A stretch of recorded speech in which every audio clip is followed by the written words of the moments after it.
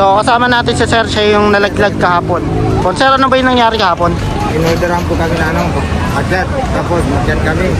Oh. Akyat ko, bigla ko tinukso. Natusok ka banda saan, Sir? Yung pangatlo, doon ako tinamaan. Saan ka tinamaan? Sa ulo. Hindi nang matawad siya. Hindi ko lang siya Kinasuhan. nalandian. Hindi sugat ba? Nag-hospital? Pwede makita? So ito, update po tayo sa Abad Santos kung saan ito po yung na-demolish na po, no? Sa ngayon. So ito po yung mainit dati na nagkaroon kahapon lang. Nagkaroon po ng batuhan po ng bote at bato. Pero ngayon ay okay na po, no? Ayan. Inaano na. Dito sa bungad na to ay dinigiba. Then yung iba kung sakaling ay inaalis muna nila yung mga kagamitan nila bago gibain po yung mga kabahayan po dyan. So ito na yung itsura po. Kung i-compare natin siya sa kahapon, merong pong mga yero po na nakaharang po dito kahapon, pero ngayon ay wala na po, no? So okay na yung dito. So bali private area kasi to. So yung ibang mga panawagan dito bigyan lang ng kaunting araw. Pero ito ay order kaya ayun, tinuloy-tuloy po yung pag-iba po dito sa bandang Abad Santos po. Inuna muna dito yung mga kabahayan dito. Pero yung mga hindi muna ginalaw. I think malaman pa yan, no? Baka kinausap na bigyan ng konting panahon kasi may mga kagamitan pa yan syempre may mga gamit pa yan, hindi basta po pwedeng alisin agad. Pero alam ko tanggap naman po na na ito po ay kukunin na po ng private. Ang problema lang ay yung ibang kagamitan po ay hindi pa nila na i-evacuate at wala pa silang lalapitan, kaya ganun po yung nangyari kahapon. Medyo nagkaroon ng tension kahapon, pero ngayon okay na.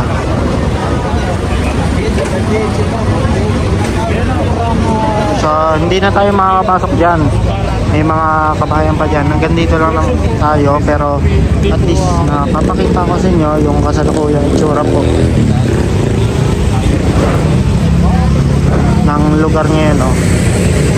So kung maalala natin, ito yung mga inakyat dati kahapon. Ayun yun. So ngayon okay na. So giniba lamang po dito side. So hinahakot na rin po yung mga yero, kahoy na nakuha po dito.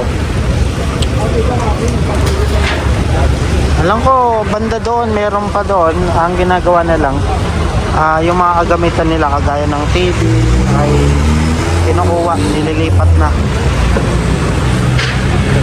Dito yung papasok dyan.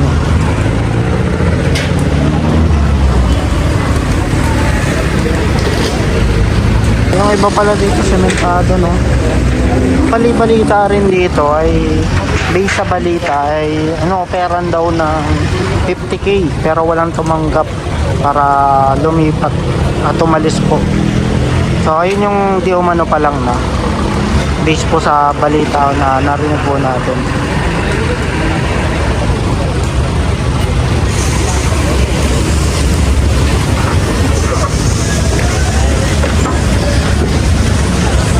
So ito na yung itsura ng na-demolish po sa Abad Santos. So wala na pong mga totally na to, ginigiba. Pero syempre bilang respeto, kakausapin mo na yung nasa loob kung may mga gamitan sila bago nila gibayin para maalis agad yung mga gamit.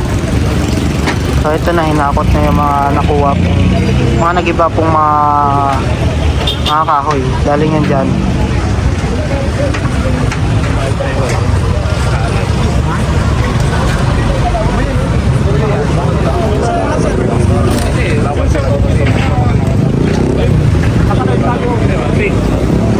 So recap lang lamang tayo, no? Kahapon po sa mga hindi nakakita, ito yung marami buwang bato dito, nandito sila. So ang nangyari po ay inakyat po ng SWAT yan. Kaya napigilan yung mga bumabato sa taas. So ayun, na-handle na nila. So tuluyan na pong napasok po yung loob. So ganun po yung nangyari kahapon. Baka kasi may mga nagtanong, paano napigilan yung mga nasa taas? Ganun, inumpisahan nila sa taas. Kinuha yung mga case, mga bote. Kaya na unti-unti silang pumasok. So nagkaroon ng tensyon pero sa bandang huli, kahapon ay naging okay naman po. Actually, meron pa nga nagre-request nga, kung maalala natin na 2 days. Gusto nila na 2 days. Kaya ay request lamang po, no? Pero alam ko, hindi na pagbigyan yan eh. So, nakakot na yung mga mga kahoy na nagiba. Galing yan dito sa gitna. Sino yung interview mo, pre? Sino yung interview? Yung interview mo? Yan ang kanina, ito. Yung nalaglag kanina, yung nalaglag kahapon. Ito. Yung nalaglag kahapon. May reklamo may TPS. May reklamo may TPS. Okay na. So kasama natin si Cher. Siya yung nalaglag kahapon. Sir, ano ba yung nangyari kahapon? Yung kahapon, in-orderan po kami na akyat. Tapos magyan kami. Oh. Akyat ko, bigla ko tinukso. Natusok ka banda saan, sir? Yung pangatlo, doon ako tinamaan. Saan ka tinamaan? Sa ulo. Nahulog ako. Tapos ano nangyari? May sugat ba? Nag-hospital? Pwede makita? Na kasi. Huwag na? Pero malaki. Yung dugo niya. Pero anong sabi ng Hindi mo namang inabol? Hindi nang patawad siya. Hindi ko lang siya Kinasuhan? nagantihan. Hindi na, wala nang ganun. So anong napagkasunduan nyo? Okay na tayo. Paggamot, paano yung paggamot nyo po? Yung paggamot, wala pa. Wala pa. Dapat kinausap nyo siya. Pero nag-sorry, pinatawad mo. Yun yung pagkasunduan. Sige, thank you po, sir. So, siya yung nalaglag po kahapon dahil natusok po siya dito. No, dahil nagkaroon nga ng tension nga kahapon, pero nagkaroon po ng patawaran po sila. At okay naman daw. Ang problema lang ayun. Mukhang hindi pa nagagamot, no. Pero nagkaroon naman sila ng kasunduan pero okay na yun. So, siya yung nalaglag. Dahil nga nagkaroon ng order na pasukin ng araw. Ayun, nalaglag siya dahil tinusok-tusok. Pero okay na. Trabaho lang sila eh. Shoutout sa taga Kundamatili. Shoutout sa taga Manila. Yun, so trabaho lang. Walang personalan eh. So intindihin din natin, no. So siyempre may utos din, may order. Ganun din sa mga kapulisan. So may order. So kaya ayun, tinibag. So trabaho lang naman lahat. Dahil nga kinukuha lamang po yung property ng may-ari po dito. Actually, sa napanood ko ng balita ay inoperan pa nga ng 50,000 yung mga nakatira po dito, no. Hindi umano pa yun, ha. Pero wala raw tumanggap ng 50,000. So ayun yung narinig po natin. So kaya nagkaroon po ng tension. So eto, napansin po natin, eto na yung mga kahoy na tinibag po na galing po doon. So wasak na po. Art TV po.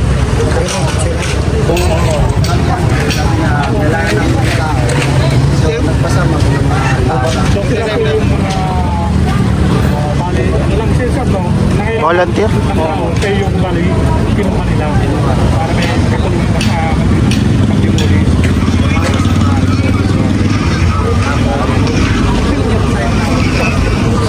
So, ito yung itsura na po.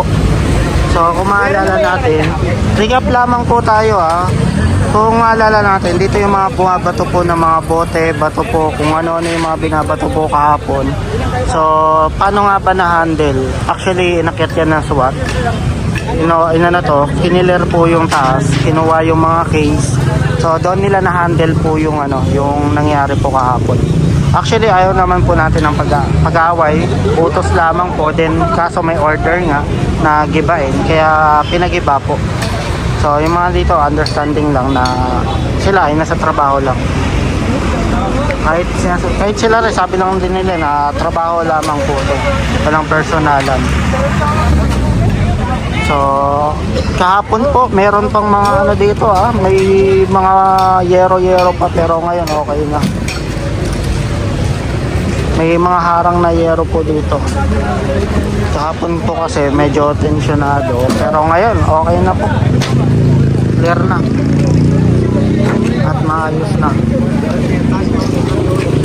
So, isa rin sa mga naano natin, yung bahay na nagtusok-tusok, nandito rin po yun, yung tinusok. Yan, nasa likod ko. So, nagkaroon din naman po ng patawaran, hindi na kinasuhan. So, nagkaintindihan naman po, nag-sorry.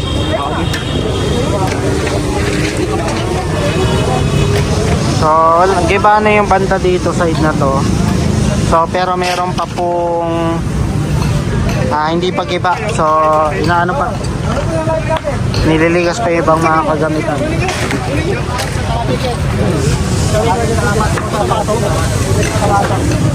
Ayan, tanggal na. So, ayun yung mga kahoy po na galing po dito sa harap. So, actually, meron din lang mga kapulisan po dito. So, kung sakali, for safety lamang po at maiwasan po natin yung gulo. Ayan. So kahit kahapon din, ayaw lamang po na gulo. Ay, for safety na rin po.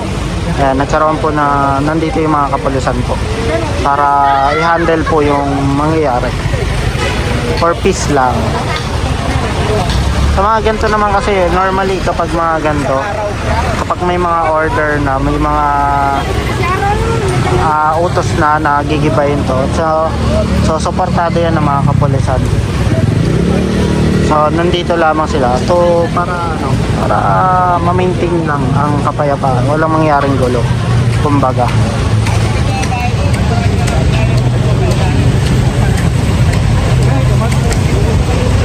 So inahakot na nila. Dami nila hakutin, no? So para updated po kayo sa mga kaganapan po dito, like, pa-share po, then pa-subscribe na lang po sa ating channel. Ito po yung update natin dito sa Abad Santos, kung saan nagkaroon po ng tension kahapon pero ngayon okay na po. So natibag na rin po yung mga kabahayan.